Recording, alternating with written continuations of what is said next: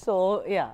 So, I am only talking about Mrs. Gandhi, and I am sure you were very young at that time, so was I, surprise, surprise. But then the thing is that at that time we say, remember her pictures with Yasser Arafat. We know that the kind of status they accorded, Yasser Arafat and also to Palestine. I understand that you are, completely endorsing what has been your stand in the past, but not a word condemning the violence. I mean, that's a bit much.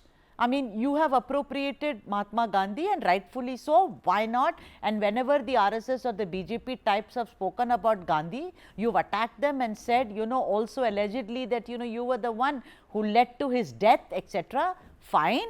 I said we are from the land of Mahatma Gandhi, but not a line on the violence which has been perpetrated.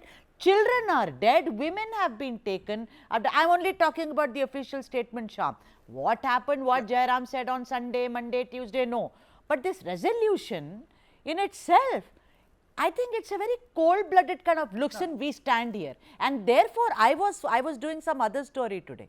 But about how the Congress is surging in Telangana, I was going to do that because some earlier, analysis say that. But then I changed midstream thinking, my God, what has happened to the Congress party? Go on, Shah. No, Sudha, I think you guys are all confused because of the contradicting statements that are coming from BJP. The CWC resolution, it clearly condemned the violence and it stood by the ordinary people of Palestine and Israel as well. So no, where is the problem coming is, you wanted the CWC resolution to name Hamas and condemn them. That is what is a responsible party should avoid. Naming an organization and condemning it, we will leave that to the External Affairs Ministry. We are, as a political party or as a civil society, we will stand up for values and peoples. We will let the governments do the work for the country. That is exactly what, as a responsible political party, Congress did. Where is the issue coming from? I am not able to understand. The issue is coming from the fact that there has been violence and you can take your sides. I mean, Mr. Modi also took his time. The first time around, he was not very clear. MEA never gave a formal kind of an explanation or did not clarify the status of where we stand. But then today, Mr. Modi had a long telephonic conversation and is very clear that he stands with and by Israel in this very difficult moment. We can go into history and geography, but I don't think that kind of a statement came from the Congress party at all. I mean, if the producers can put up what the Congress exactly said, I don't remember because I wrote the script. I don't remember the Congress saying that, the Indian National Congress has always believed that the legitimate aspirations of the Palestinian people for a life of self-respect, equality and dignity must be fulfilled only through a process of dialogue and negotiations while ensuring the legitimate national security interests of the Israeli people.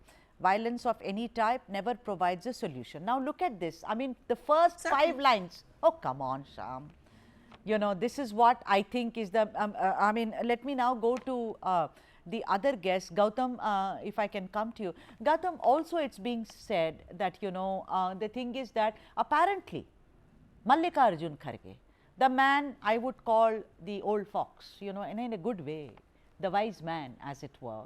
I mean, he has really kind of done things to the Congress party, which earlier was, I think, is still, in a bit, but it's improved a lot, and the way it's very organized now, which is a good thing. Apparently, Mallikarjun Kharge said, let's not do this, let's not comment on the Middle East as it were, let's just talk about the caste census and about the SC, ST, let's stick to the reason that we are here for. But this was inserted later, and then according to sources, one very senior leader from Kerala Congress, he said, let's also add, apart from condemning the violence maybe or saying, oh, something very bad happened, let's also add Palestine to it. Your comments on that? Well, I think, of late, there is a perception that Congress is taking a great interest in the Hindu masses by saying, Jitna abadi, utna haq. which seem to have left out the odd 17 odd percent of the Muslims that they have always wooed assiduously in the past. Now, it is convenient for Congress to remember Palestine and, if you like, split the beam between Hamas, which is a terrorist organization, a militant terrorist organization, recognized worldwide to be so, and the Palestinian Authority that runs the Gaza Strip. In fact, the ambassador to Britain, the Palestinian Authority ambassador to Britain, also made that distinction. He didn't condemn Hamas, obviously, but he said, look, we are not Hamas, we are the Palestinian Authority. Congress has picked between the minefield by coming up with something similar and saying that we stand with the Palestinian Authority. It goes back to the days of Indira Gandhi and before.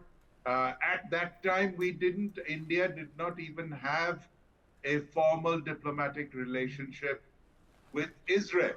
But today's situation is very, very different.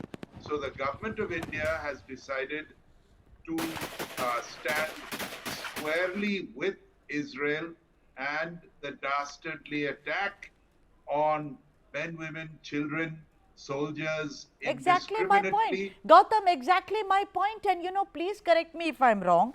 We were the first ones, a non-Arab nation to recognize the PLO as the sole and legit representative of the Palestinian people. I mean, yes, sure, the world was not the same as it is today, but we did give them legitimacy, PLO. And today, this is what surprises me, that yes, you can take sides, but you can't possibly say that the ISI has attacked us. It's a dastardly act and we stand by Pakistan. Gautam, do you think that, I know comparisons are odious. I know that you may think that, but do you think it's some... Look,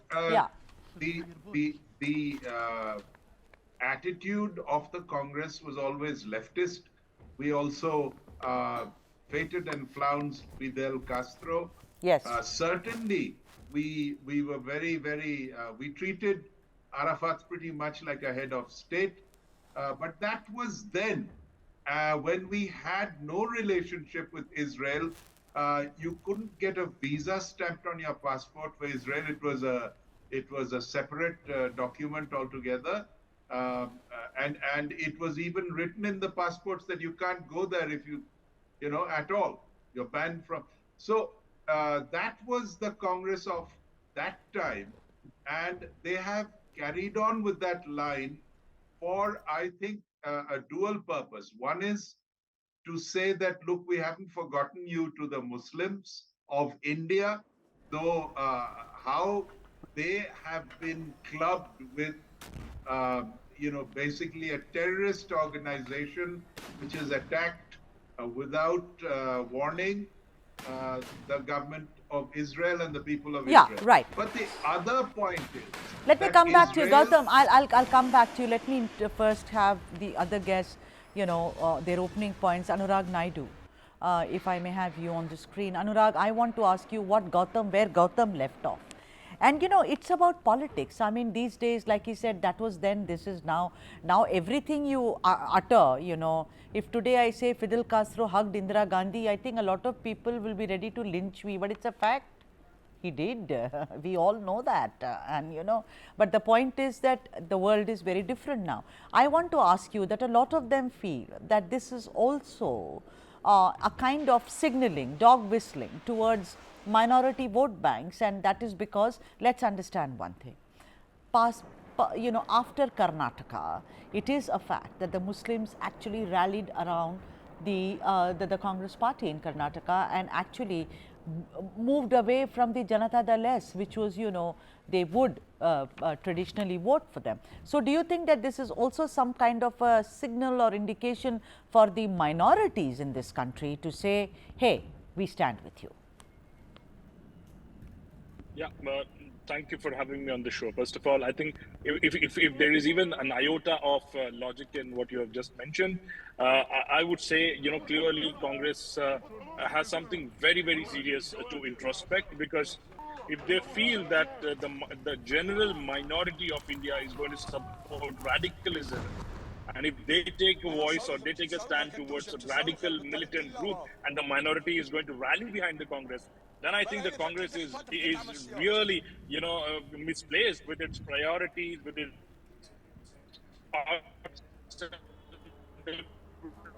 There is some problem with your audio, Anurag.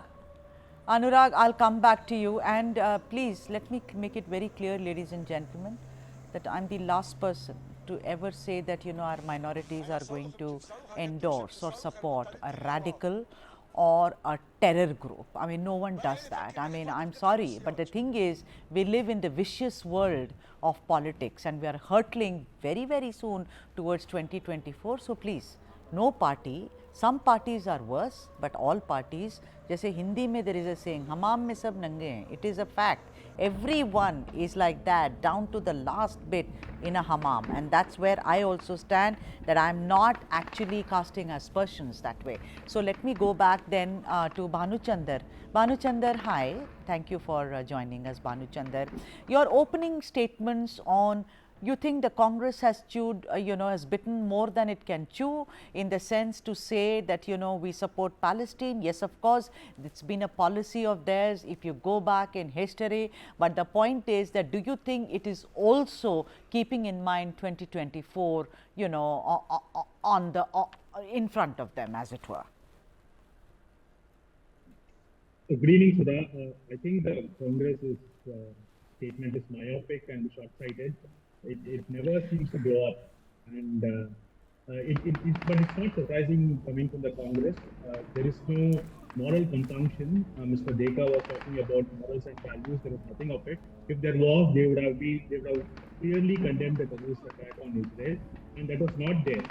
See, this moral relativism used to work in the early 2000s, where like one leader will say one thing, and another leader will say a contradictory thing, and so on and so forth. But now we are living in the age of social media and news organizations like you. True. Bring the statements to the fore, and also see the resolution is part of history. Okay, whoever is going to look at the history of the Congress party is not going to look at the statements, they are going to look at the resolution, and there is no condemnation of the terrorist attack, and the Congress should be really ashamed of it.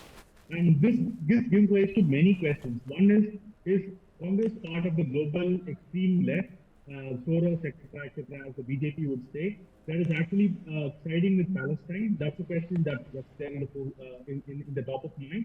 And second is something that you alluded to, like, are they playing domestic politics with an international event? Are they catering to the base instincts of our minorities here? And sadly, the answer is yes. And I think we are going towards 2024 elections.